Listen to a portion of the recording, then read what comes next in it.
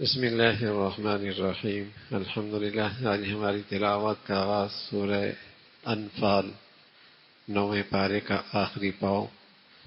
انفال میدان جنگ سے ملا ہوا مال، غنیمت تقسیم کیسے ہوگی؟ پہلی مرتبہ یہ چیز ہاتھ میں آئی، رائے میں فرق آیا، اختلاف کا اندیشہ ہوا، تلقین فرمائی اللہ سے ڈرتے رہو گے اتفاق رہے گا، اللہ سے ڈرتے رہو گے اتفاق رہے گا، خوف خدا رہے گا تو آپس کا اتحاد بھی رہے گا۔ اللہ کا ڈر ہی ایک ایسی چیز ہے جو ایک دوسرے کے حقوق پہ آدمی کو کھڑا کرتا ہے، وہ نکل جائے پھر اختلاف اور انتشار کو گھر سے لے کر معاشرہ اور سوسائٹی کو کوئی نہیں روک سکتا۔ اتفاق چاہتے ہو، خوف خدا معاشرے میں پیدا کرو۔ پھر اللہ رب العزت نے ایمان والوں کی زندگی کی ایک تصویر دکھائی ہے اور گواہی دی ہے یہ اپنے ایمان میں سچے۔ ایمان والوں کی زندگی کی ایک تصویر دکھائی ہے اور پھر فرمایا یہ ایمان میں سچے ہیں۔ کیا نشانی ہے؟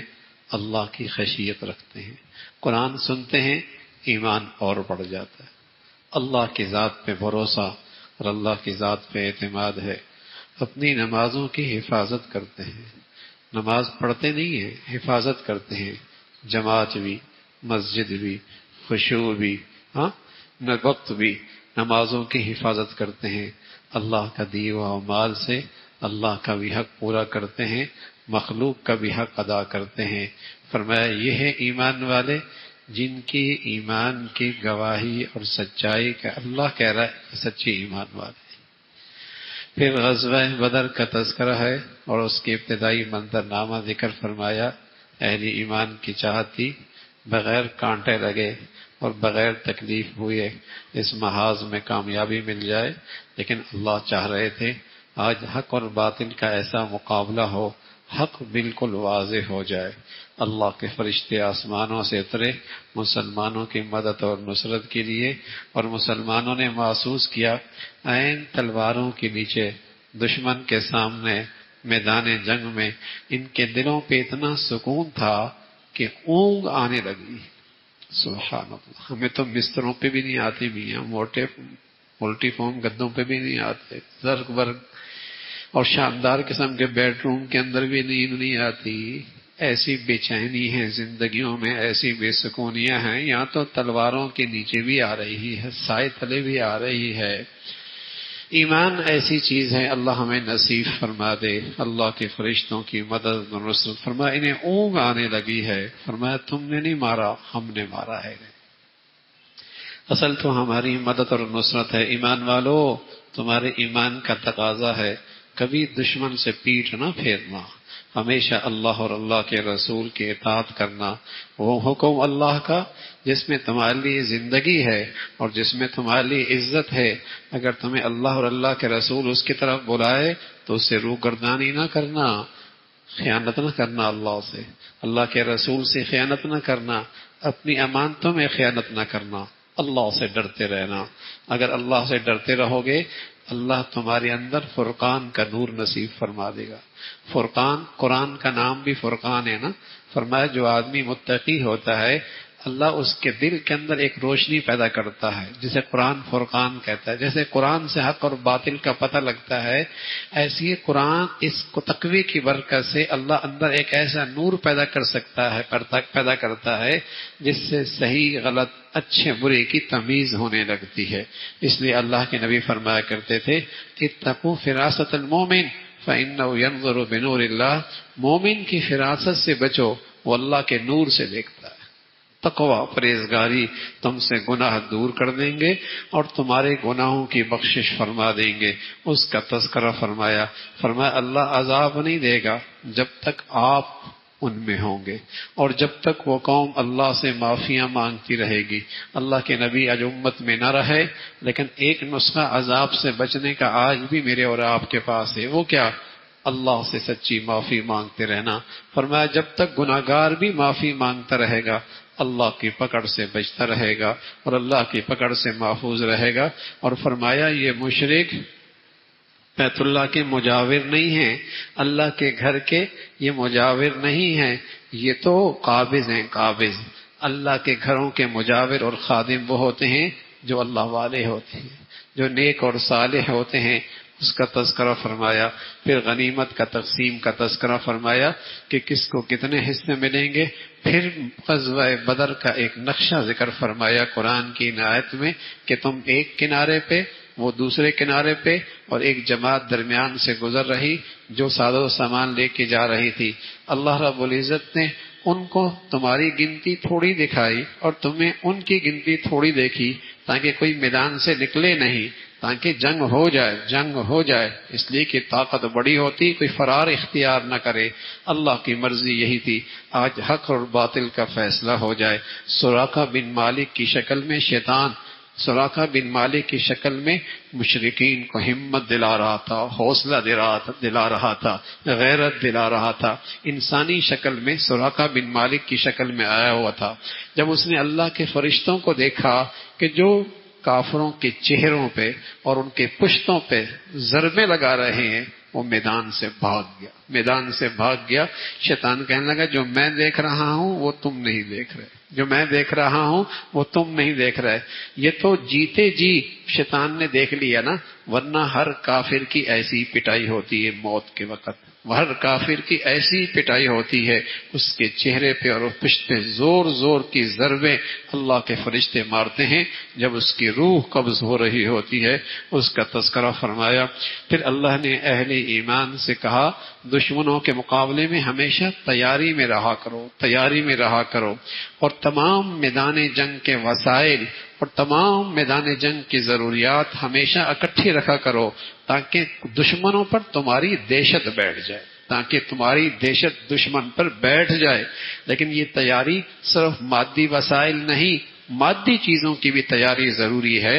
اسلحہ اور میدان جنگ کا جتنی ضروریات ہیں ان کی تیاری بھی ضروری ہے، لیکن دشمن سے مقابلہ کرنے کے لیے ایمان بھی چاہیے ہوتا ہے، روحانی تربیت بھی چاہیے ہوتی ہے، جو اصل مسلمان کو شہادت کے راستے پہ آمادہ کر دیتی ہے، اور جو اصل مسلمان کو دشمن کے مقابلے پہ کھڑا کر دیتی ہے۔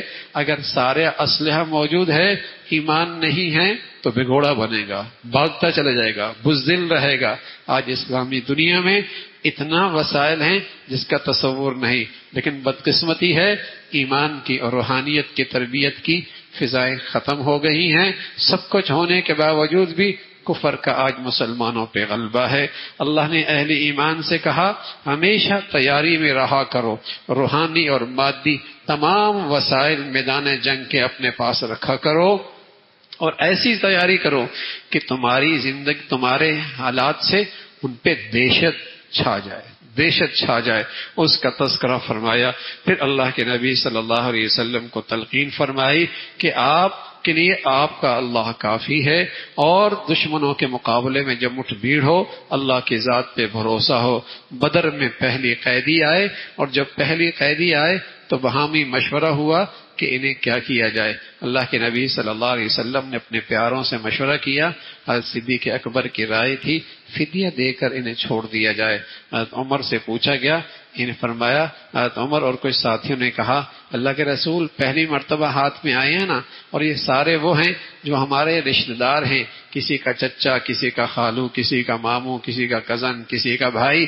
آج ایسا کریں ہر ایک کو اس کے فرد کے رشتہ دار کے حوالے کر دیں، اور خود وہ اللہ کے دشمن کو قتل کر دیں، تاکہ پتہ چل جائے کہ اللہ کے ہاں اللہ کی محبت مسلمانوں کے ہاں ہر محبت سے بالا تر ہے اور ہر تعلق سے بالا تر ہے۔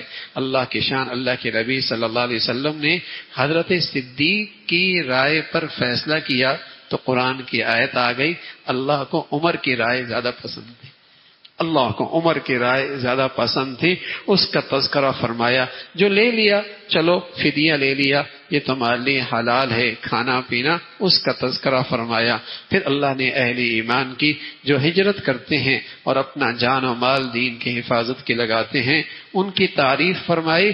مہاجر ہوا کرتے تھے مسلمان یا انصار ہوا کرتے تھے، دین کی خاطر ہجرت کرتے تھے یا اللہ کے دین کی خاطر اپنے مہاجر بھائیوں کو اپنے سینے سے لگایا کرتے تھے اور اپنی جان و مال سے ان کی خدمت کیا کرتے تھے. یہی مسلمانوں کا بڑا رشتہ تھا. اللہ رب العزت نے اہل ایمان کو تلقین فرمائی، دیکھو سارا دنیا کا کفر تمہاری دشمنی میں متحد ہے.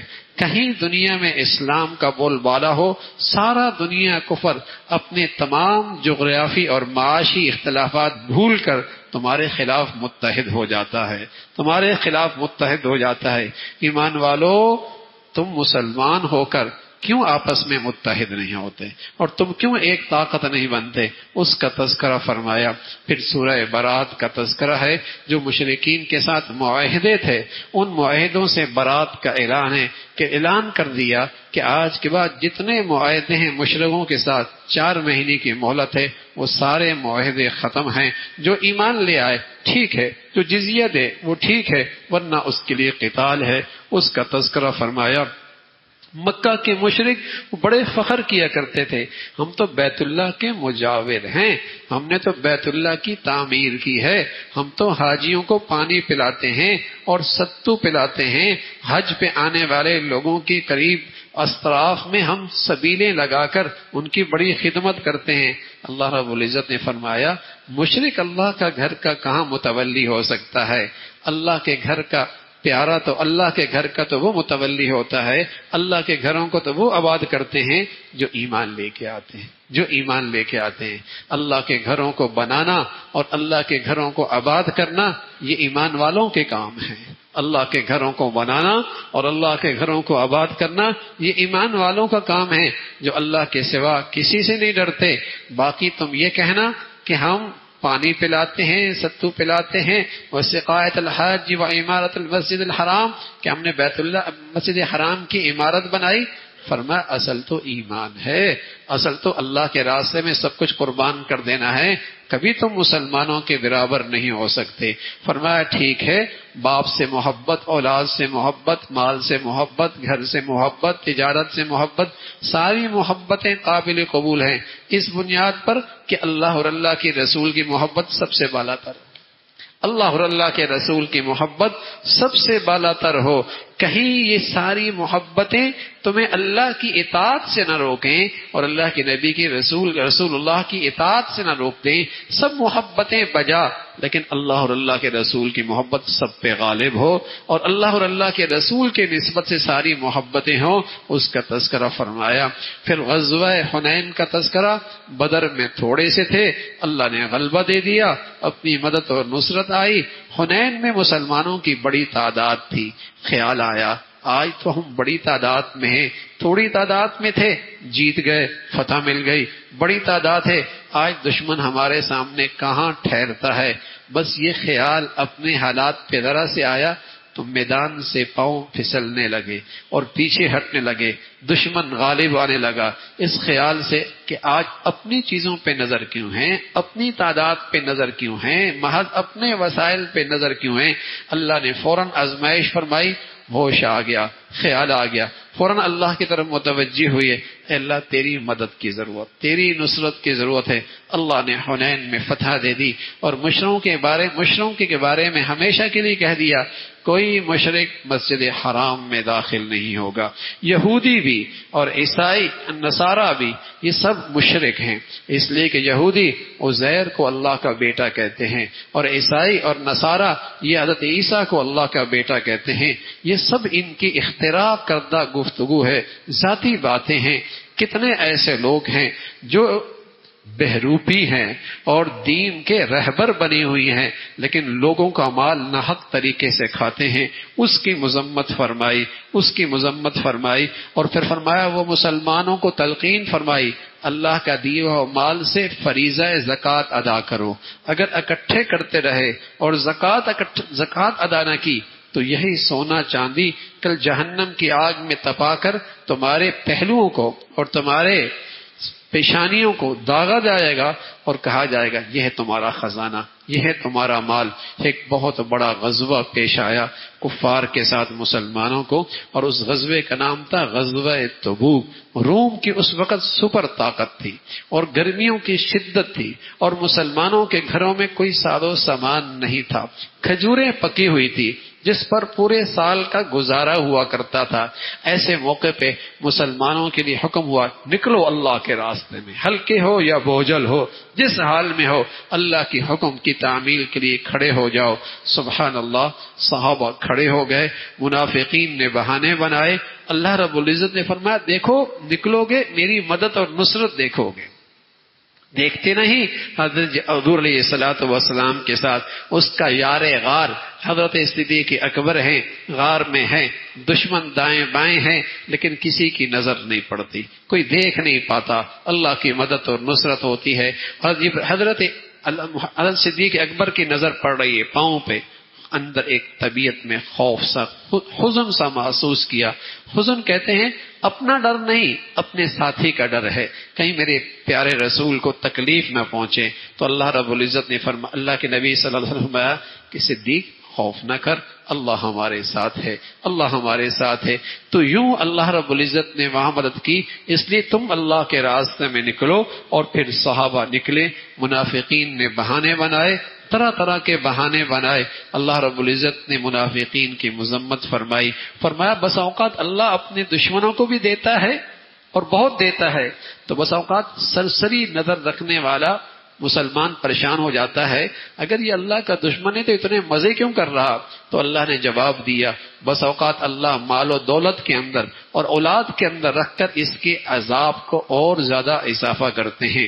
پھر صدقہ خیرات کے مصارف ذکر فرمائے اور منافقین کا مزاج بتایا، عادات بتائیں۔ وہ برائیوں کی طرف بلاتے ہیں، اچھائیوں سے روکتے ہیں، مسلمانوں کے لیے دلوں میں دشمنی رکھتے ہیں، اور ایمان والے اور ایمان والیاں وہ ہم ایک دوسرے کے مددگار ہوتے ہیں، اور ایمان والے برائیوں سے روکتے ہیں، اچھائیوں کی طرف بلاتے ہیں، نماز کا اہتمام کرتے ہیں، زکوٰۃ کا دیتے ہیں۔ یہ وہ لوگ ہیں جن کے لیے اللہ نے کامیابی کا وعدہ فرمایا ہے، جس کی صورت جنت ہے، جس کے لیے اللہ رب العزت کے رضا کے فیصلے ہیں، اور فرمایا یہ حقیقت میں بہت بڑی کامیابی ہے۔ پھر اللہ نے اہل ایمان کو تلقین فرمائی، اللہ کا حکم ہے اس حکم کو پورا کرو۔ اور اللہ اپنے نبی سے فرمایا کہ ایک منافق، بڑا منافق، رئیس المنافقین عبداللہ ابن ابی، اس کا انتقال ہوا۔ اس کا بیٹا ایک مخلص مسلمان تھا، وہ حضور علیہ الصلوۃ والسلام کی خدمت میں آیا، کہنے لگا یا رسول اللہ میرے ابا کا انتقال ہو گیا ہے، میں چاہتا ہوں آپ اپنا کرتا دے دیں، اس سے میں اپنے ابا کا کفن بنا لوں اور آپ اس کا جنازہ پڑھ دیں۔ اللہ کے نبی صلی اللہ علیہ وسلم فرمان لگے اگر ان سب سے تیرے ابا کی بخشش ہوتی ہے تو سب کچھ لے جا، کرتا بھی دے دیا۔ حالانکہ ساری زندگی اس نے دشمنی کی، ایسا منافق تھا۔ آپ نے فرمایا اس سے تیرے ابا کی بخشش ہوتی ہے، کرتا بھی لے جا، جنازہ بھی پڑھا دوں گا۔